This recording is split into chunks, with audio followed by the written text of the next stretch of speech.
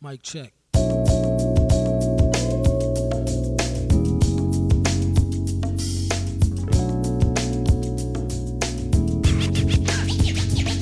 When I was to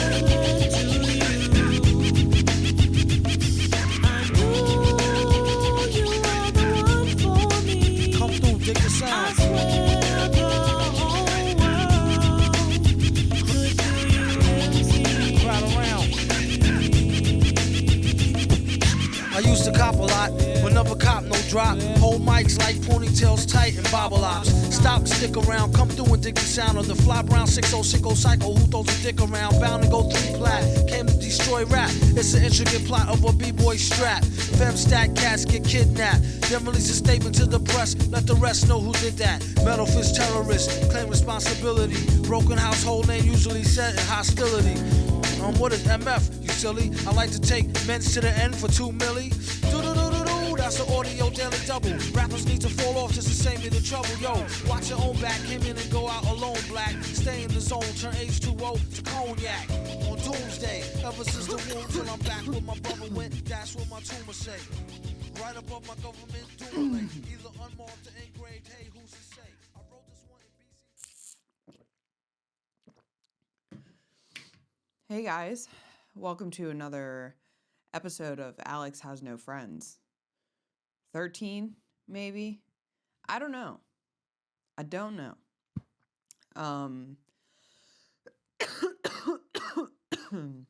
Excuse me. Lots of exciting things going on in the realm of Alex Barboza.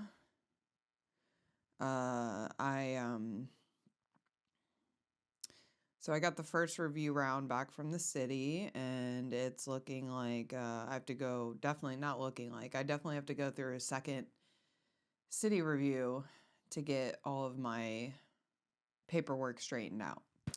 Because I hired an architect, found out he's not an architect, he's, I guess, just a drafter. So he connected me with an engineer, and now the engineer has to talk to the city, see what they actually need for what I have, and also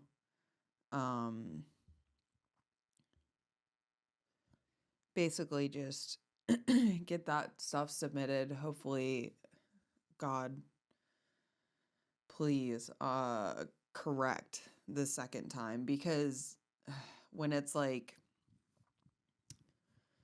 you have like the city, if you don't do it right, you have to wait till the review period's over to resubmit again. So it becomes like a way longer process if you don't have everything right the first time, which already happened to me because, again, this is my first time doing this. So I'm just figuring it out as I go.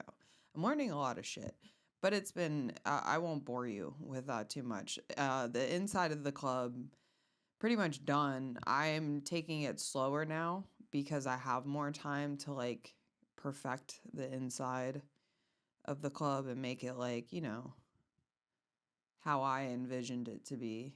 And we're there. We're almost there. We're getting more graffiti work done this weekend. I'm going to Austin on Friday. I'm going to be there for 6 days, from Friday to Thursday. I have my first showcase at the Sunset Strip, which I'm excited about because I've been like, not like literally dreaming, but like I've been like dreaming to like get on a show there because I've been on that stage every time I go to Austin. I'm on that stage almost every day because they have the early mic that they do. It's like 5 o'clock every day, and it's like, it's just like I like that it's for comics. Like they're there. They're like, there's comics, comedians there, to run the shows, even though it's mostly just comedians. And of course people drop in now and again, but it's such an early mic that like I appreciate that it's like really for comedians. And every time I've gotten on that stage, I'm like, I'm just like, I keep trying to work towards like getting on the showcases at these stages that I'm doing mics at every time I travel. So I'm excited about that. That was like I did it in my book kind of thing, because I've been trying to get on that stage on a showcase for a long time. So thank you, Ty, for putting me on the showcase, and thank you, Sunset Strip, for having me. I'm excited to do that. It's going to be fun. And then I'm also on Liddy Titty at Creek in the Cave, run by Allie. That's exciting. I've been on the show twice before. Super fun. Love it. Had a great time last time. My first time I got on, I was like very early in. So it wasn't good, but it was fun last time. I'm not saying it was good, but it was really fun last time, and that's a great show. I love Liddy Titty. They have it. I think it's like 2 Thursdays a month, if I'm not mistaken, or every Thursday. And then I guess they've been adding Tuesday shows here and there, so I'm on the Tuesday show this coming week. So I'm excited about that. I'm still trying to get on other rooms that I'm like I really, really want to get on Black Rabbit at some point. It's an awesome room. It honestly inspired a lot of a lot of Austin comedy clubs in general, or just comedy clubs in general, inspired what I'm doing at my club, because like with Black Rabbit, like it's all blacked out. Like they have the one sign, like their neon like logo that's you see in every photos. It's just like the red light with like the black background, and it's an intimate room, like basement room. Like it's so fucking sick. It's like my favorite room in Austin. I'm not like, no offense to anybody else. I love all the other rooms, obviously, but like it's just like a kill box. It's a fucking kill box. And, visiting like New York City comedy clubs and stuff, like that really inspired me. Like, oh, like I don't have to. That was one of the initiators to be like, okay, Alex, how can we do this on a smaller scale? Because clearly it's possible. Like, I'm not saying they're small by any means, but like compared to like, 250 seaters, or like 300 seaters, or like even 150 seaters, like a lot of like clubs that I've come to are anywhere from like, 30 to 100, which is sick. Like, it's great that you can have a comedy club with, such a minimal capacity. It's possible, and it can make it a great show, because when you have, I just lost another light. When you have those intimate, I'm gonna move these lights real quick. Just give me a second.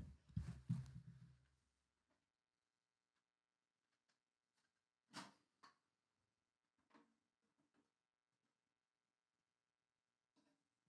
just gotta move them closer so you guys can see me, because it just got darker in here.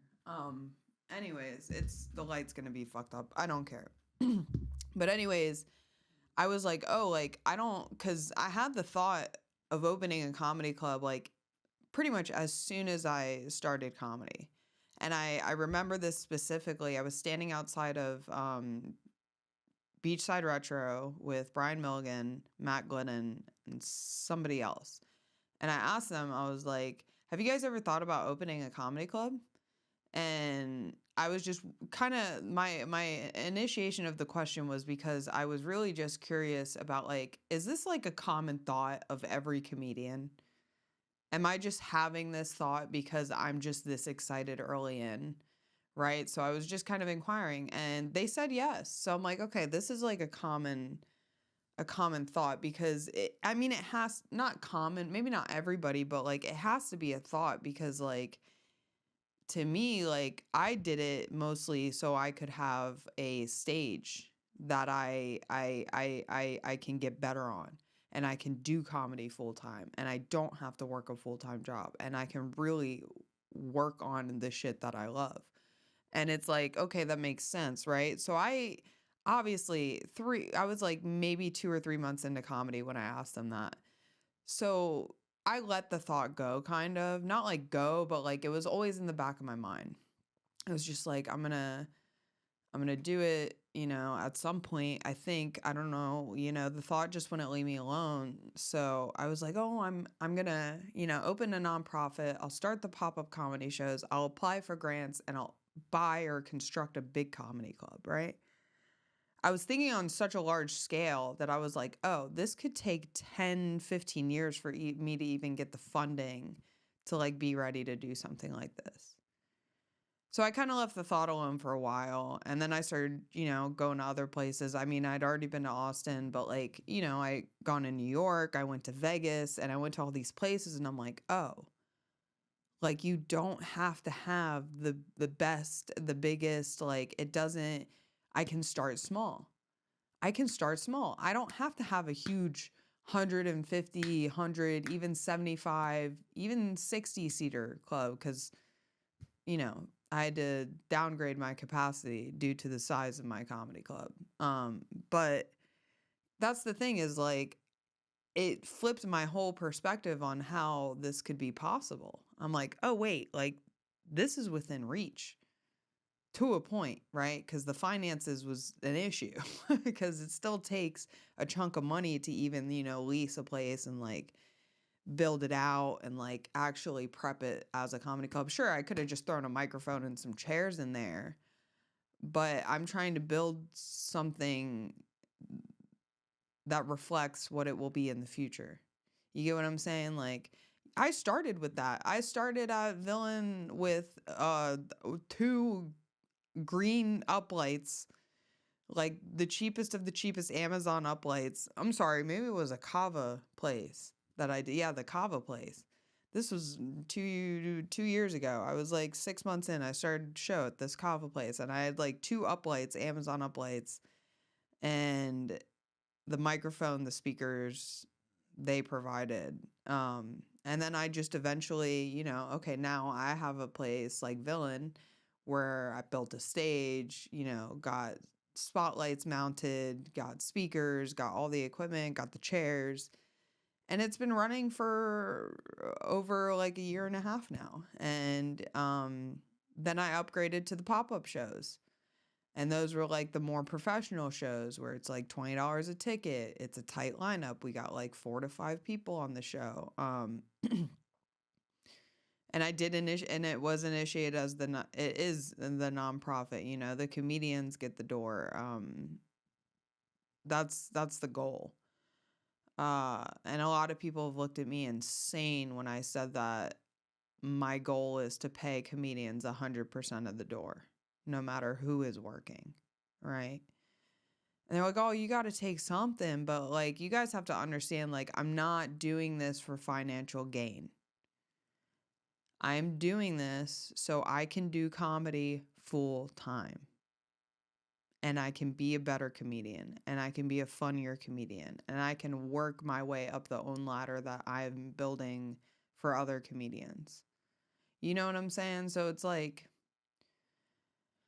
the 100% of the door thing is it's more passion driven than like it is a nonprofit. Like people think I'm like bullshitting just to make it no, like it is. Once I regain, the finances that were outputted and the bar starts making enough money to sustain my income that I need to sustain my household, then yes, 100% of the door will go to comedians. And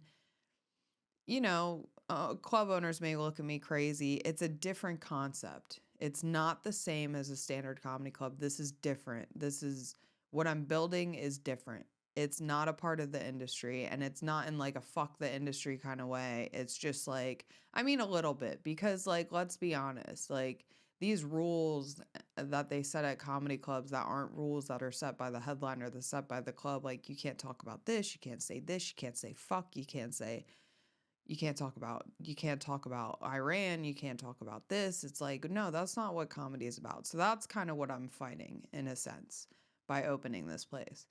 But it's like, yeah, the commercial standard, there's a commercial standard of comedy which I disagree with. You should be able to say whatever the fuck you want on stage. Unless it is something coordinated with the headliner prior to the show. If the headliner is like, I'm going to do crowd work the first 15, 20, however many minutes, then yeah, you talk to the host in the feature. But the club should not be setting those standards. The headliner should be setting those standards. I'm sorry. I'm early in comedy. Y'all can say, Alex, you're retarded. Please tell me in the comments. but that's how I feel about it. I don't feel like club owners should be setting standards. We are providing a stage for comedians to do what they do. End of fucking day. That is it. And they are doing the work. The comedians are doing the work. And I get it. Like, oh, it's a club. The club has to hire staff. Well, I'm sorry. I'm just building mine differently. Okay? It's going to be different. And I don't know how I'm going to get there, but I'm going to. And a lot of people are going to keep telling me, Alex, you're crazy. You can't do that 100%. I'm banking on it that I can. Most places that just own bars and don't do shows do just fine. So trust me, I'll be fine. You don't have to worry about me. I'm not concerned. You shouldn't be concerned. That is my personal, opinion, whatever.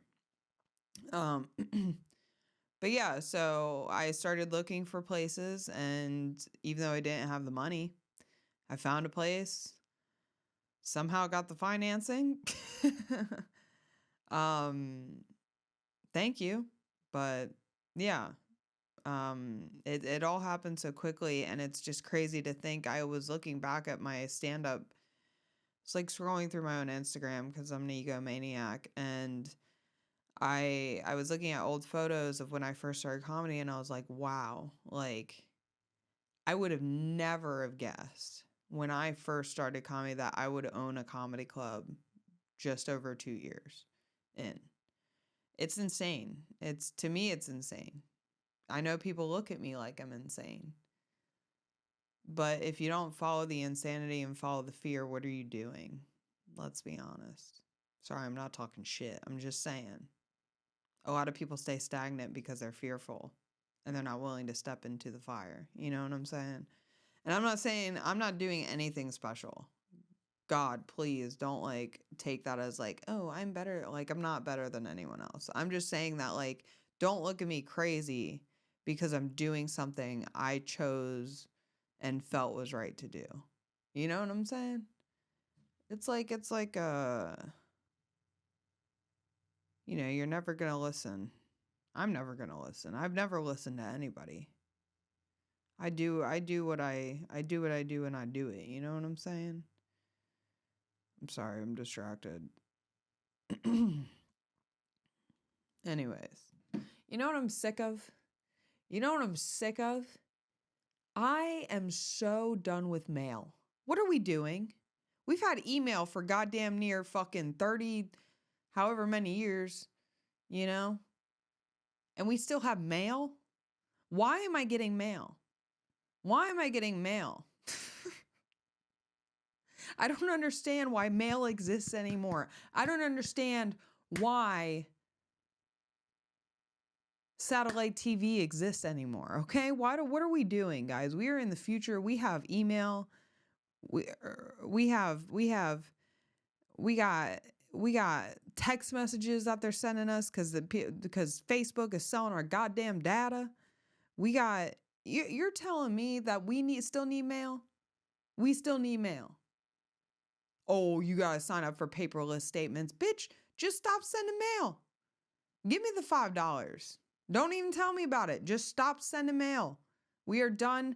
I think we should stop talking about Epstein and start talking about the mail. Okay? You see all the Epstein files? You don't see any letters, do you? It's emails.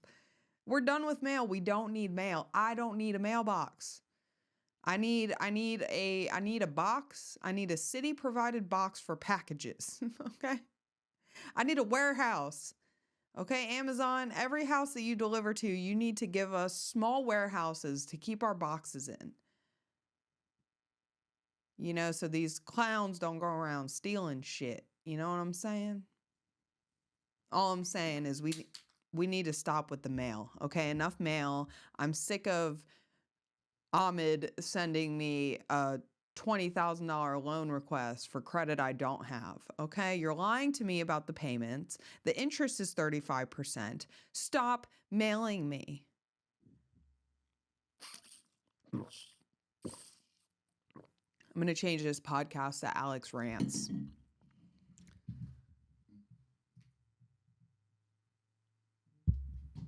But yeah, I'm sick of the mail. I'm sick of the mail. I'm sick of the mail. I'm sick of the mail. I'm sick of it.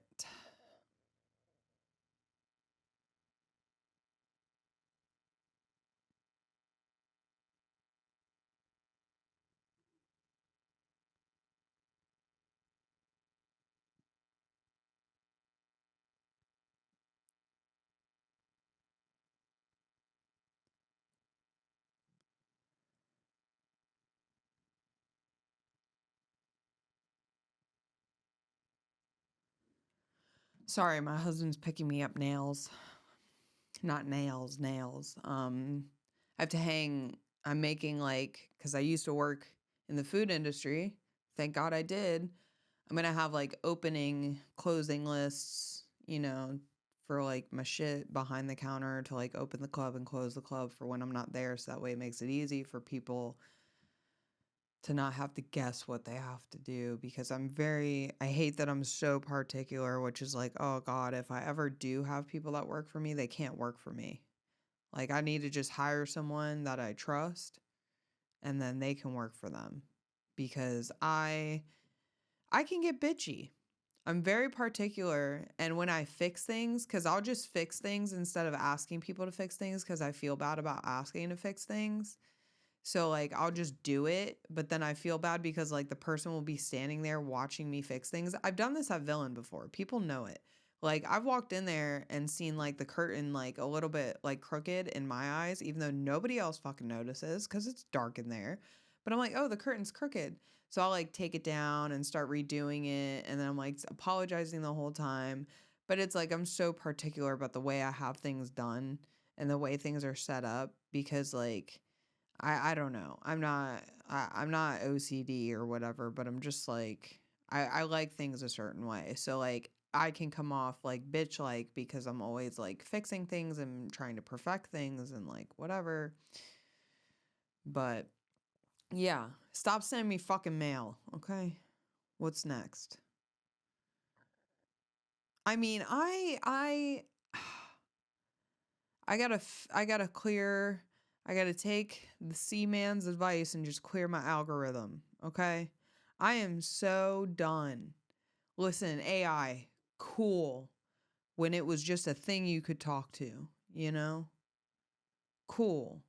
But like now, these videos are out of control because we're getting to the point to where none of us are gonna believe jack shit that we see on the internet anymore, which is, to me, in my eyes, fantastic for comedy. And you guys might not think so, right? You might, well, Alex, well, what if people are going to lose their followings online, and then people are going to stop watching videos, and the whole social media is going to collapse because people are going to go back to their biological roots of being humans? Oh, well, that's a good thing for comedy. I don't know if you guys know this, but when people go back to like wanting to see real things, they're gonna go to comedy shows more in real life.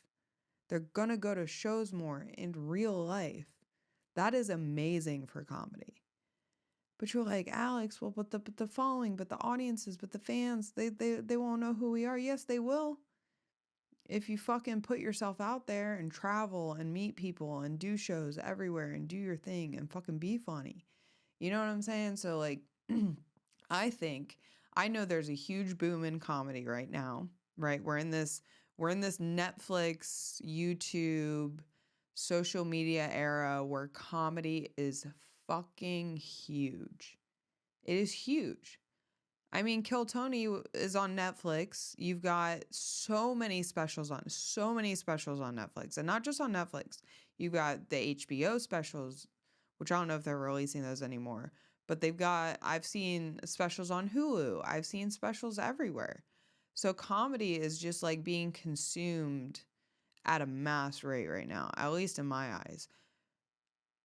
But when people start getting annoyed with this shit, which they are, everybody I've talked to is like, fuck, man, these fucking, not everybody, but like, I feel that way. I feel like I'm just like, oh, I still get on it. I'm no better than the next guy, but like, it's going to get to a point where people are going to be sick of social media. They're going to be sick of videos. They're going to be, I don't even want to watch it anymore because everything's fake. And they're going to start going out again. We're in a bounce back. There's something happening where we retracted so much from society that we biologically are going to feel the need to go back into society. You're talking about, Alex, when you say society, it sounds so grand. So it's not. I'm talking about just like going out, doing things. People don't really go out anymore. People don't do things. I don't, except for when I'm doing comedy, because I just like being home. I enjoy being home. But that's because I'm a woman. And that's a biological need. But all I'm trying to say is like, I think comedy is going to have another extreme boom in the flip like side of it. People are going to start going to live shows again, and I'm sure specials will still exist and such, but I just think the rate of viewership on the internet in general is going to go down. 'Cause humans are humans. We don't even know how we react until we realize we already reacted. You get what I'm saying? So we get to a point to where like,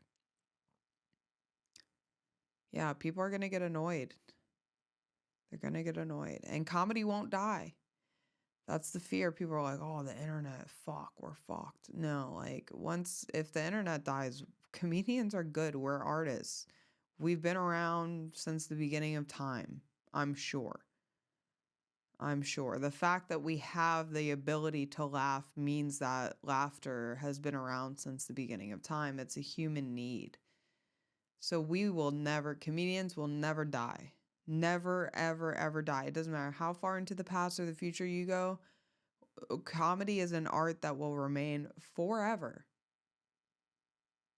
Forever. And if you think I'm wrong, you're wrong. Okay? It's an art form that will last forever. It will not die because people need a laugh. People literally biologically need to laugh. So I think it's going to go through another extreme boom within the next 20 years. And it could be a long time. But after we go through all this stuff, whatever happens in the next, by 2030, right? Because that's the year that they're deciding to go under one world order. Yeah. So it has me confident about the future. Very confident. Near future, not so confident. Excuse me. But the near future involves me dealing with day-to-day bullshit like permits and certificates and such. But yeah, I think that we're going to be okay as comedians. We're going to be just fine as long as people are alive and breathing. We're good. People need us like they need trees,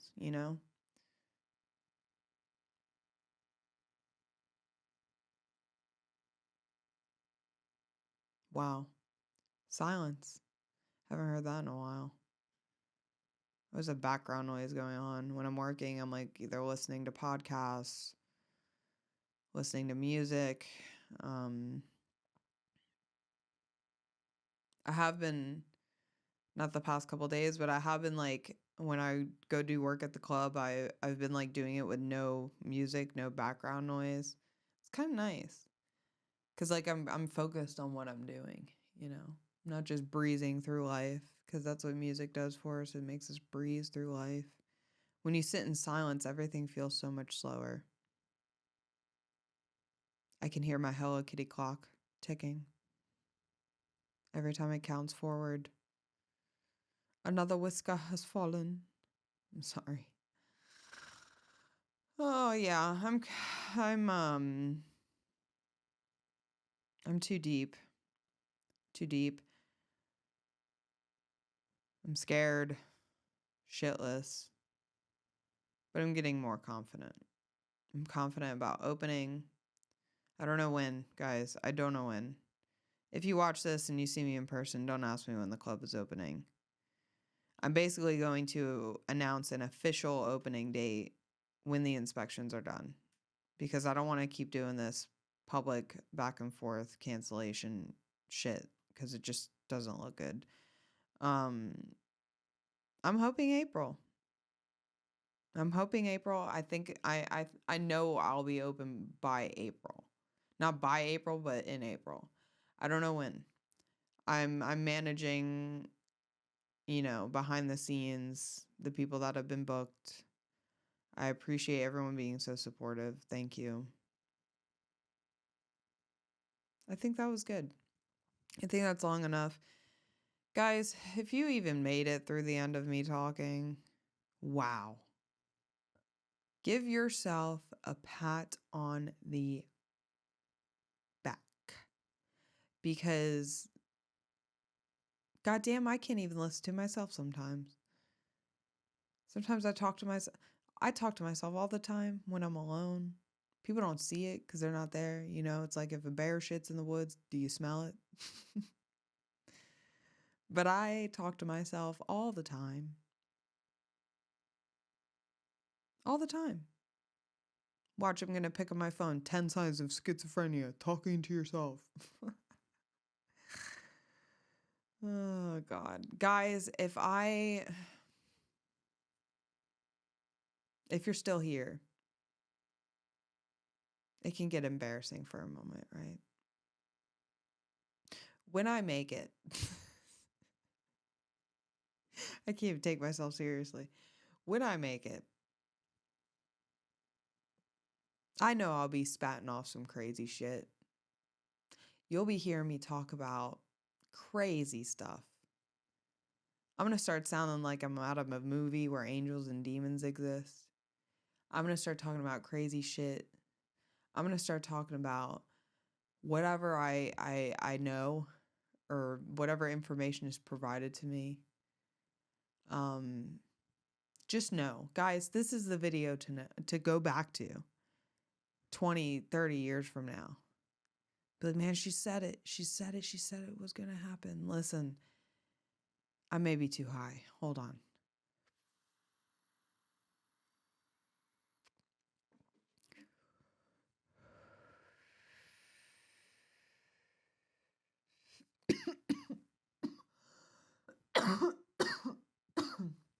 If I'm ever compromised,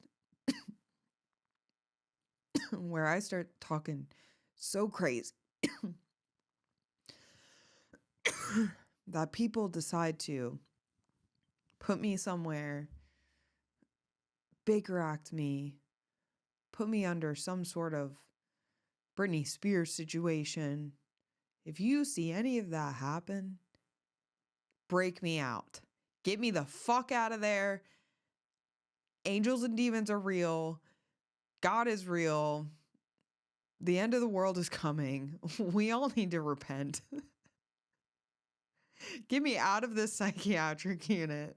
I do not belong here. I see through the veil. Get me out of here. Guys, I don't belong in a psychiatric unit. I don't belong. I'm not a CIA operative. I'm not a government operative. I am a normal girl. Okay? That makes me sound suspicious. But guys, listen. Come back to if you ever see anything happen to me, post this part of this video if the internet still exists, cuz like I said, it's going to die. But post this video and be like, "Guys, she said it. She said she was going to get Baker acted, and she did. And she said we need to break her out. Let's go get her. Get me out of there. I don't belong there. I'm not crazy. I'm not crazy. This is normal, sober Alex telling you I'm not crazy." And if they go back and say, "Oh, well, that was back then, 20 years ago, before she started talking about the fact that Bill Clinton is still alive, even though he died 20 years ago." No, listen.